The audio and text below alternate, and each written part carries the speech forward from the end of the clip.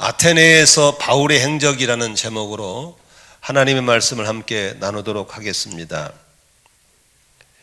우리가 지금 계속해서 사도행전을 시리즈로 강의를 하면서 바울 사도의 행적들을 쭉 살펴보고 있는데, 재미있는 것은 바울 사도는 계속해서 이렇게 예수님 복음 전하다 쫓겨다니고 있는 걸 볼 수 있습니다.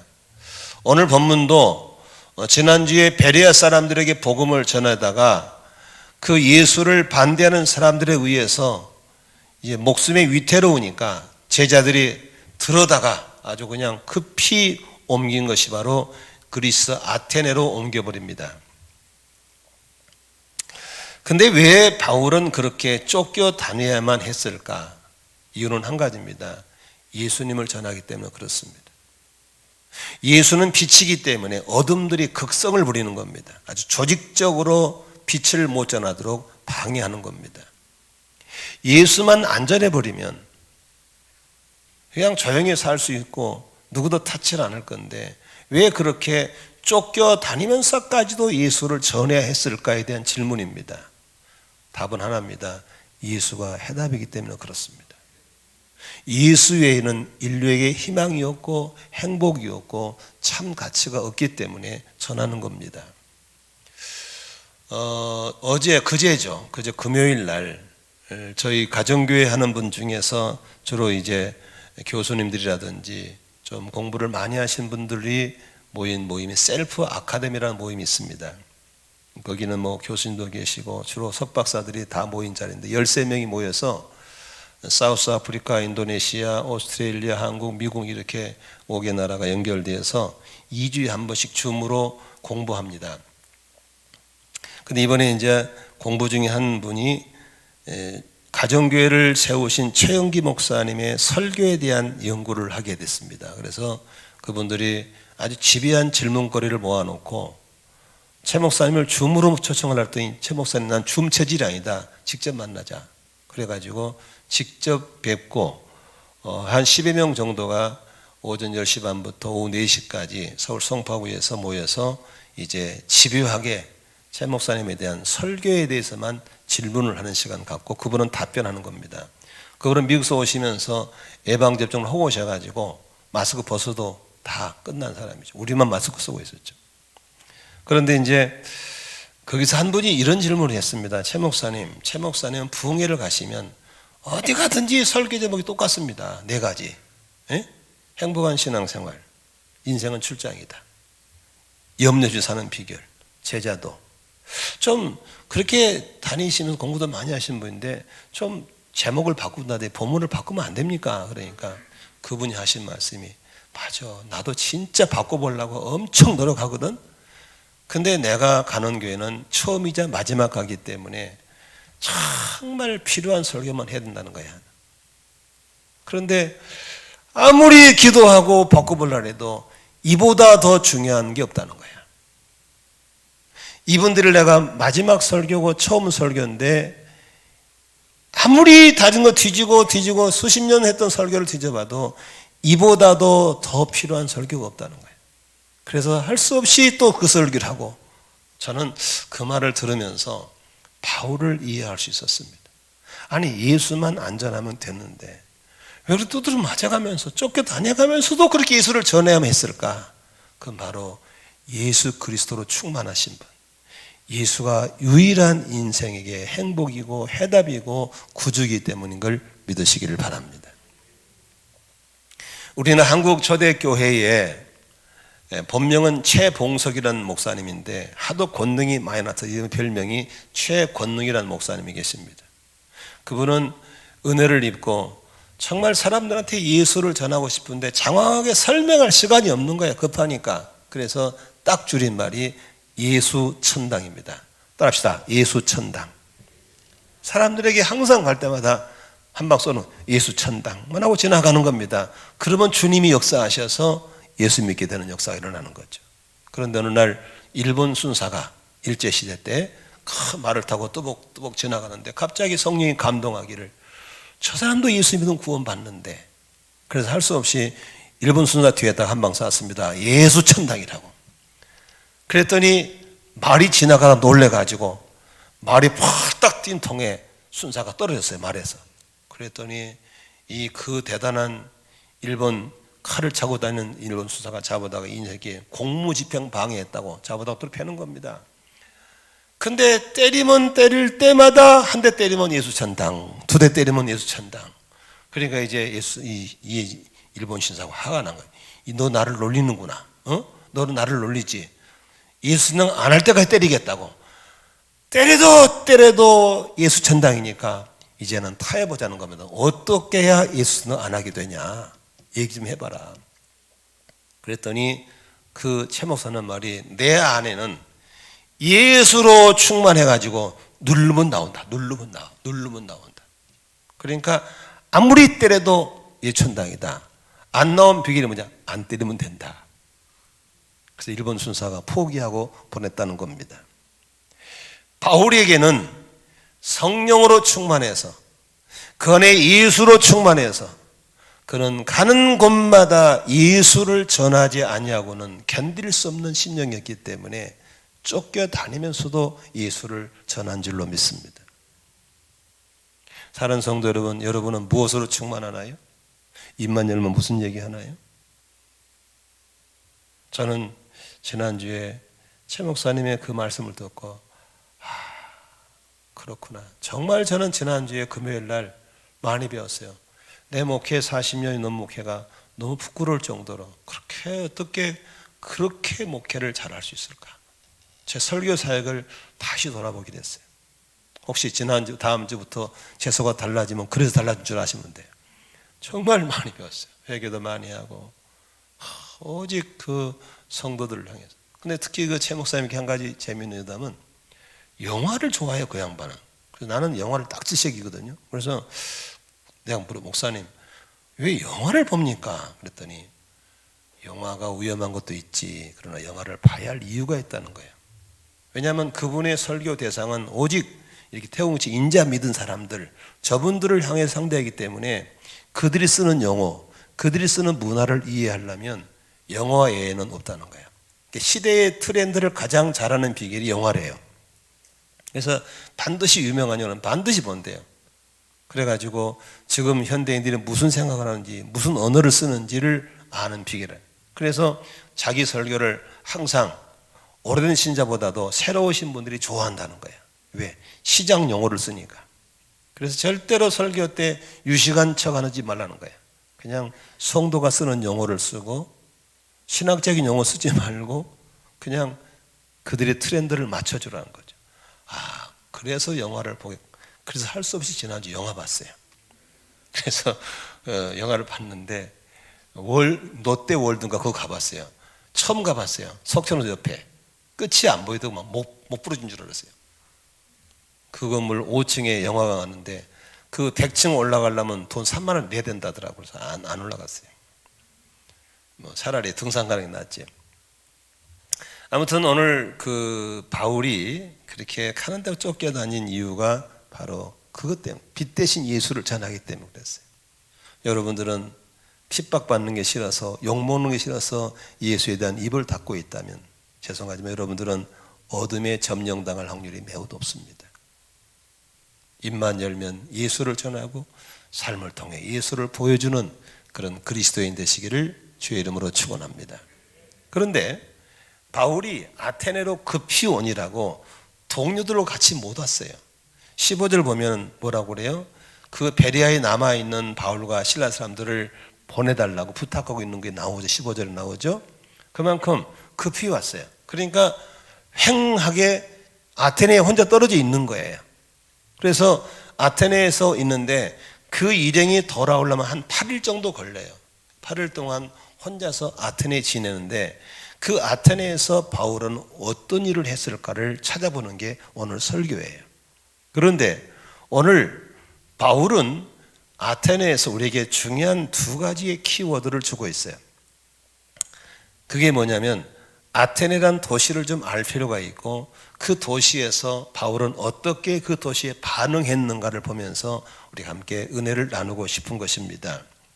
아테네는 여러분 알다시피 유럽의 그리스의 수도예요. 그리스에 있는 도시죠. 그래서 BC 5세기 이래로 유럽에서 가장 중요한 도시 국가가 바로 아테네입니다. 심지어 로마 제국에 합병된 다음에도 그 도시는 당당하게 지적 독립성을 유지할 만큼 그 대단한 로마 앞에도 큰소리 빵빵 치던 도시가 바로 아테네입니다. 아테네는 여러분이 잘 아시다시피 그리스도의 철학자들인 소크라테스라든지 플라톤이라든지 아리스토텔레스라든 그런 유명한 철학자들의 본산지가 아테네입니다. 다시 말하면 아주 철학의 도시죠. 그런데 아테네는 온갖 문학과 예술 또 인간의 자유를 위해 주목할 만한 업적들을 이루고 있는 유산을 남긴 대단한 도시였습니다. 아테네는 로마 제국의 지적 중심에 비교할 상대가 없을 만한 명성을 누렸지만 무엇보다도 거기는 아주 풍요롭고 화려한 도시였습니다. 그래서 전 세계인들이 유럽인들이 여행을 간다면 반드시 아테네는 가보고 싶다 할 정도로 좋은 도시였습니다. 그만큼 풍요롭고 화려하고 볼거리 많고 또 그런 예술 문화가 함께 어우러진 도시가 아테네였습니다. 나는 여러분에게 묻고 싶습니다. 여러분 어느 도시 한번 가보고 싶으세요? 나는 내게 여행할 기회가 있다면 어떤 도시를 꼭 가보고 싶다라는 도시가 있겠죠. 그런데 중요한 건 그 도시를 왜 가고 싶냐 이겁니다. 대부분의 사람들은 도시에 갈 목적이 화려함 때문에 그렇습니다. 볼거리가 많은 것 때문에, 먹거리가 많은 것 때문에 가는 것이죠.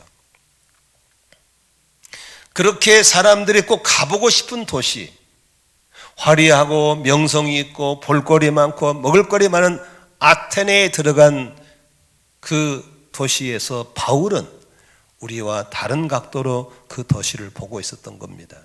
한번 16절 같이 읽으면 바울의 시각을 볼 수 있겠습니다. 같이 읽습니다. 바울은 아테네에서 그들을 기다리고 있는 동안에 온 도시가 우상으로 가득 차 있는 것을 보고 격분하였다. 누구를 동료들이 돌아오기를 기다리고 있는 동안에 바울은 도시를 이곳저곳 둘러보면서 무엇을 봤냐? 사람의 시각이 어디에 관심 있는가가 중요한 것이죠. 화려함, 먹을거리 많고 볼거리 많은 걸 보는 시각이 있겠지만 바울은 뭘 봤어요? 하나님의 눈으로, 하나님의 통치의 개념으로 봤을 때 이렇게 화려하고 풍요로운 도시 뒤편에 귀신을 섬기고 하나님의 씨라는 우상단지들이 곳곳에 즐비한 걸 보고 격분했다라고 얘기했어요. 격분. 이 격분은 무슨 소리입니까? 하나님의 심장으로 화가 난 거죠.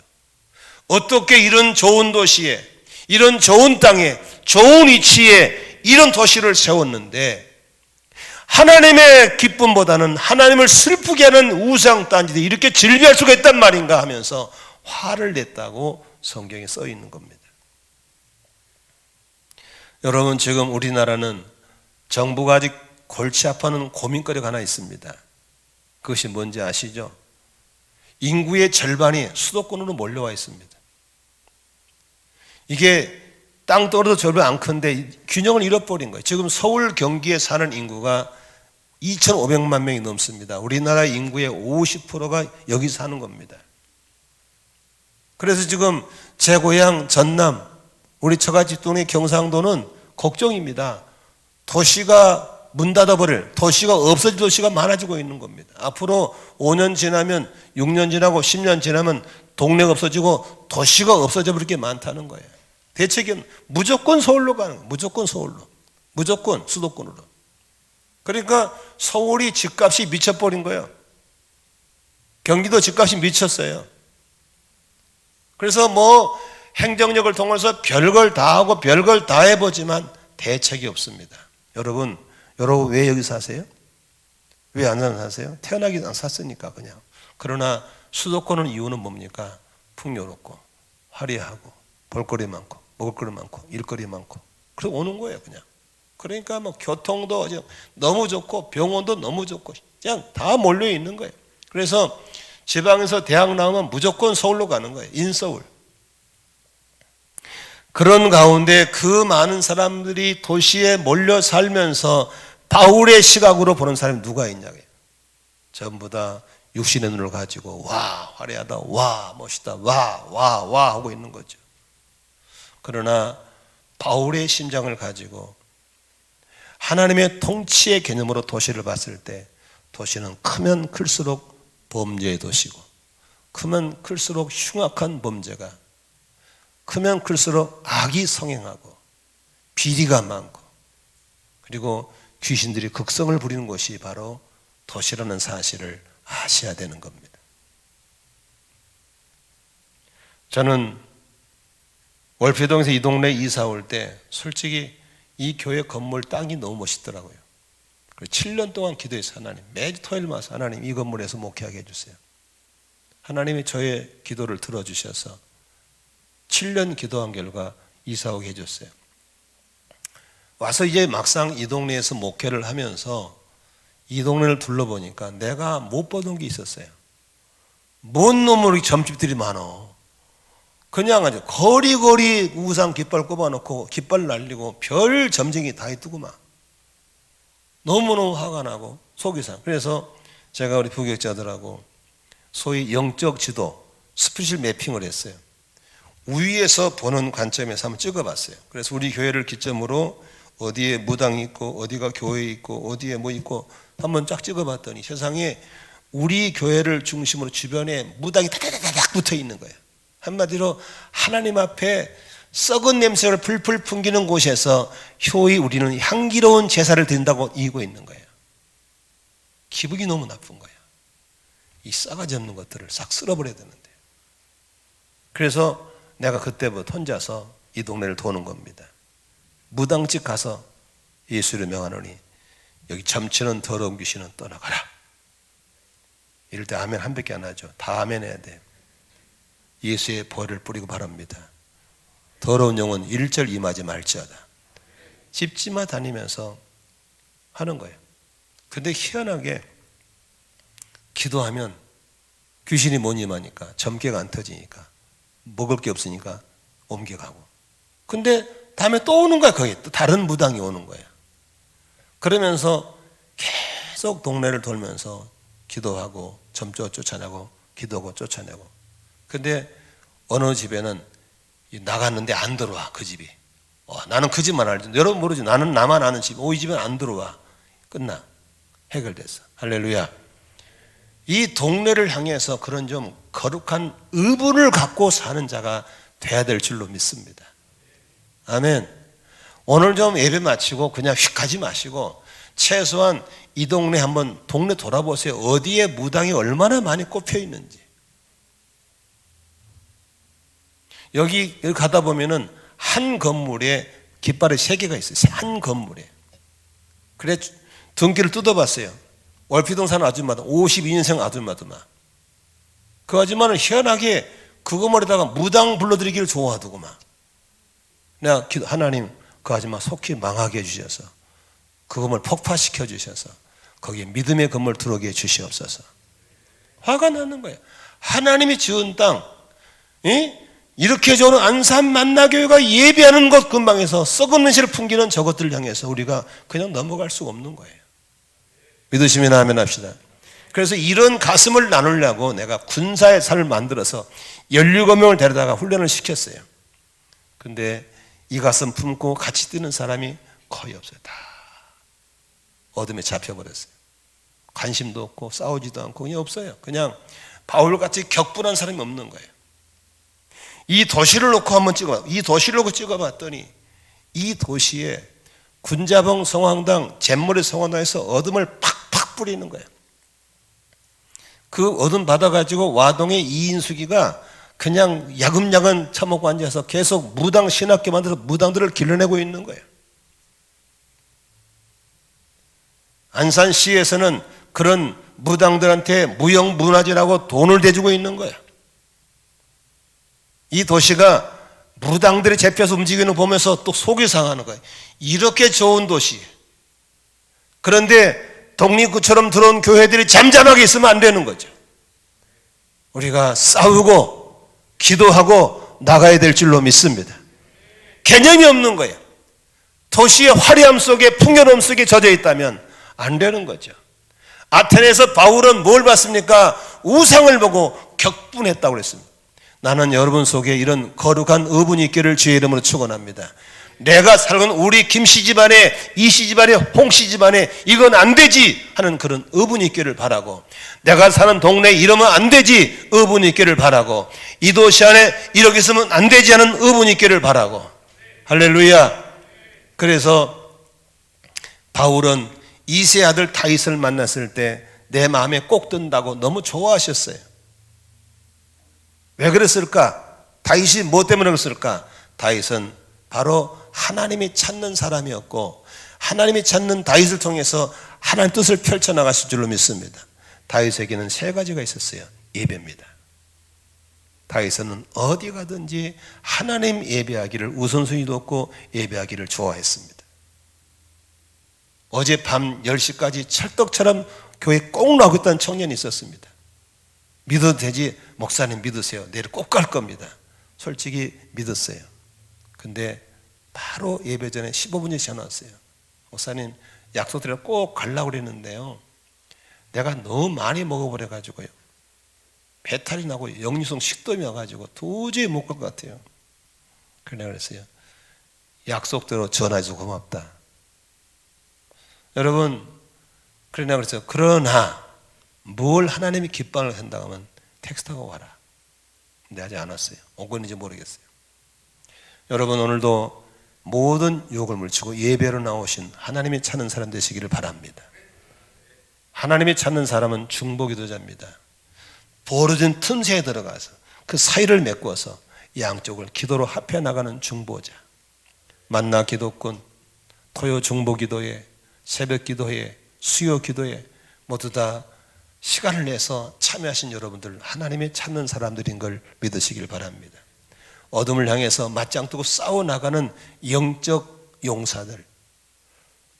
성경에 나오는 모든 전쟁은 바로 어둠과의 싸움의 영적 전쟁인 걸 믿으시길 바랍니다.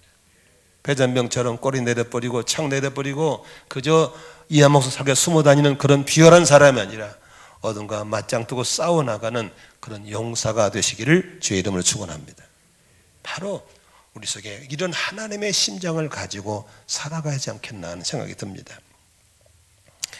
두 번째로 생각해 볼 수 있는 것은, 그런 우상으로 가득 찬 도시에 와서 격분하면서 바울이 간 곳이 어디입니까? 회당을 갔습니다.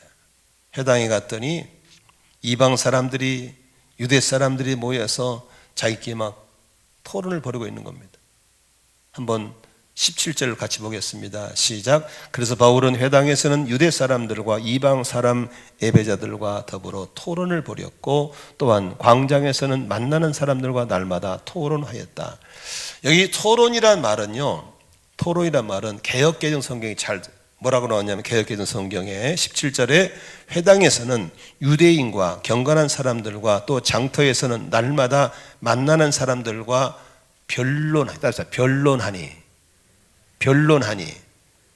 우리 세 번역은 토론이 나왔지만 개역개정 성경은 토론의 변론입니다. 변론이 뭐냐면 변호하는 거예요. 변호.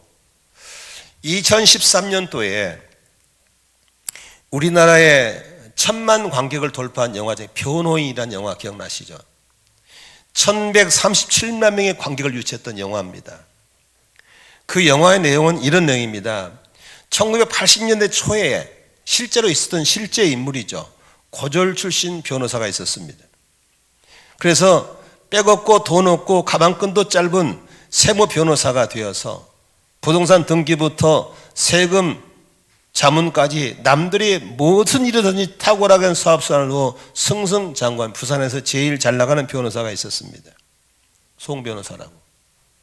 그런데 이 사람이 이제 전국구에 나올 만큼 유명해지려는 찰나에 7년 전에 밥값에 신세를 살았던 그 국밥집 아들 진우라는 청년의 뜻하지 않은 사건을 알게 됩니다. 빼곡고 힘없는 국밥집 아들이 법정 소용에 말려든 거예요. 그래서 국밥집 아줌마가, 순애라는 그 아줌마가 부탁을 합니다. 나는 돈이 없어서 변호사 할 돈도 없습니다. 우리 아들 감옥에 있는데 구치소 면회 한번 할 수 있도록 좀 열어달라고 부탁을 하니까 그것만 열어준 조건으로 7년 전에 국밥 먹은 신세 때문에 이제 그 일에 개입합니다. 들어가서 뭘 발견합니까?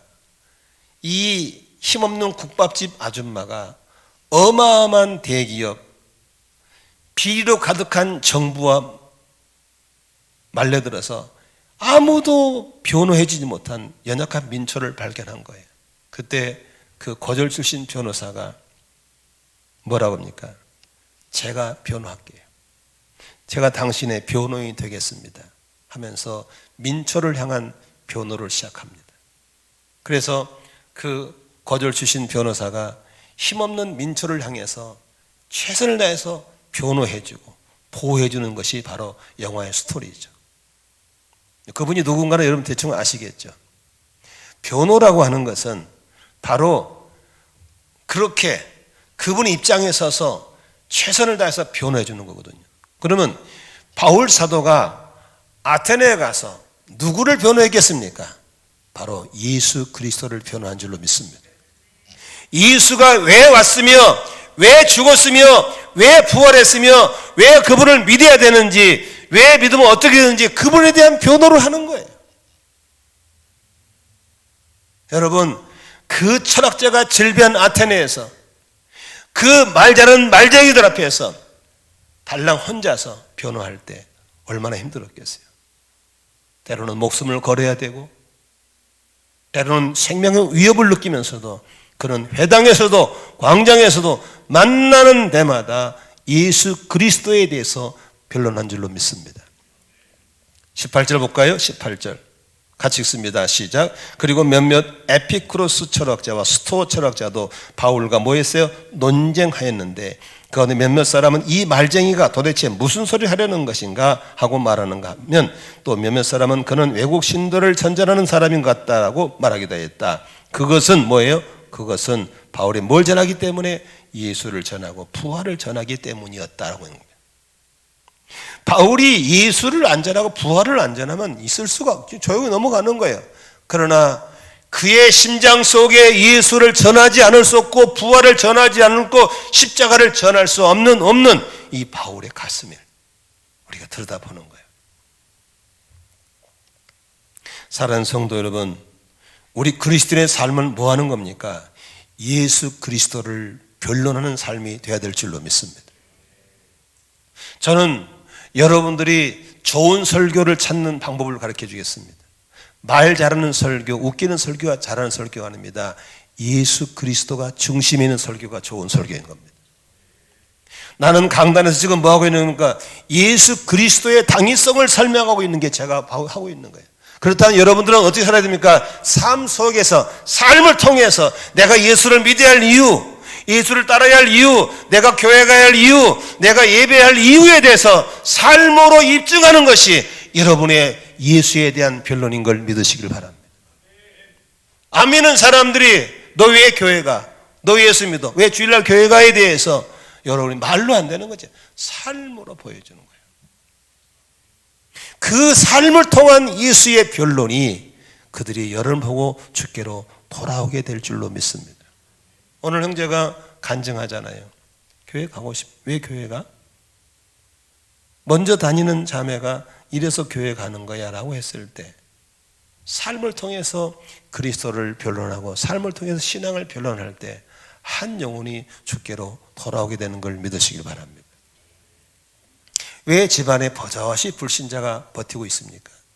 왜 버젓이 직장에서 불신자가 버티고 있습니까? 여러분의 삶의 변론에서 못 이기고 있는 겁니다. 이겨야 되는 겁니다. 여러분이 삶을 통해서 예수 그리스도가 보여져야 되는 겁니다. 하나님이 살아계시 보여져야 될 줄 믿습니다. 그들이 나의 삶을 통해서 그렇구나 하고 승복하고 돌아올 때 가족 구원, 직장 구원이 이루어질 줄로 믿습니다. 저는 아무도 안 믿는 집에서 예수 믿었습니다. 하나님 하자도 예수님 애자도 모르는 집에서 태어났습니다. 그런 내가 예수 믿을 때 여러분 온 집안 식구 잡아먹으려고 그러죠. 저 새끼 별 미친놈이라고, 저를 광신자라고 그러죠. 그러나 아무리 생각해도 내가 선택이 옳고 내가 하는 길인데 어떻게 해요?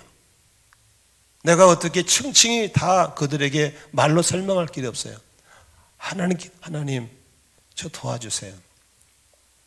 삶으로 내가 예수 믿는 게 잘한 것이란 것이 드러나게 해주십시오. 내 신앙이 옳다는 걸 삶으로 증명시켜 주십시오. 끊임없이 기도했습니다. 그러니까 이제 가족들이 신학교 졸업하면 나갈게. 졸업했어요. 야, 목사는 아무나 된 게 아니더라. 목된다 믿을게. 목사가 됐어요. 아이고 농촌 목회 그 힘들어. 이 다음에 큰 목회하면 나갈게. 하나님이 저의 삶을 통해서 하나님이 일하시고 역사하신 것을 보기 시작했어요. 그러면 사람들이 가족들이 저를 통해서 그리스도가 변론되어질 때 한 명씩 돌아오셔서 할렐루야 우리 어머니가 교회 권사님이 되고 형제들이 차근차근 돌아오는데 아직도 우리 집안도 지금도 개척 중입니다. 아직도. 그러나 하나님이 끊임없이 나의 삶을 통해서 예수 그리스도가 변론되어지기를 소원하고 있는 겁니다. 아멘. 저는 가정교회가 가장 성경적인 사실을 굳게 믿고 있습니다. 그래서 많은 목회자에게 입으로 설명하면 되지 않습니다. 하나님, 나의 목회 현장을 통해서 나의 삶을 통해서 이게 옳다는 걸 보여주십시오. 이제 사람들이 저를 보고 저의 변화를 보고 우리 목회 현장을 보고 사람들이 가정교회로 돌아오고 있습니다. 그래서 안산에 유일하게 한두 교회밖에 없던 가정교회가 지금 25명이 모이고 있습니다. 너무 많이 모여서 지금 목장을 2개 나눴습니다. 제가 은퇴하기 전까지 안산에 목사들의 이 목장을 4개를 만드는 것이 저의 꿈이고 목표입니다. 이것은 말로 변론할 일이 아니라 삶으로 변론할 것밖에 없어요. 열매밖에 없습니다. 나는 여러분들을 통해서 예수 그리스도가 여러분이 왕이고 주님이신 것이 삶을 통해서 열매를 통해서 변화를 통해서 드러날 수 있기를 주의 이름으로 축원합니다.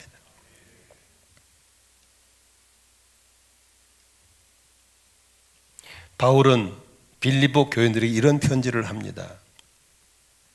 1장 20절에 나의 간절한 기대와 희망은 내가 아무 일에도 부끄러움을 당하지 않고 온전히 담대해서 살든지 죽든지 전과 같이 지금도 내 몸에서 그리스도께서 존귀함을 받으시리라는 것입니다. 바울은 온 몸이 예수로 충만해서 누구를 만나든지 예수 그리스도를 삶으로 입으로 증명해 보이는 변론에 힘썼던 걸 볼 수 있는 것입니다. 여러분 그렇게 되기를 원하시면 아멘 하십시다. 비결은 하나밖에 없습니다. 나는 못합니다. 내 안에 성령님이 오셔야 되는 겁니다. 사도행전 1장 8절에 이렇게 써 있습니다. 그러나 성령이 너희에게 내리시면 너희는 권능력을 받고 예루살렘과 온 유대와 사마리아에서 그리고 마침내 땅끝에까지 이르러 내 증인이 될 것이다 했습니다.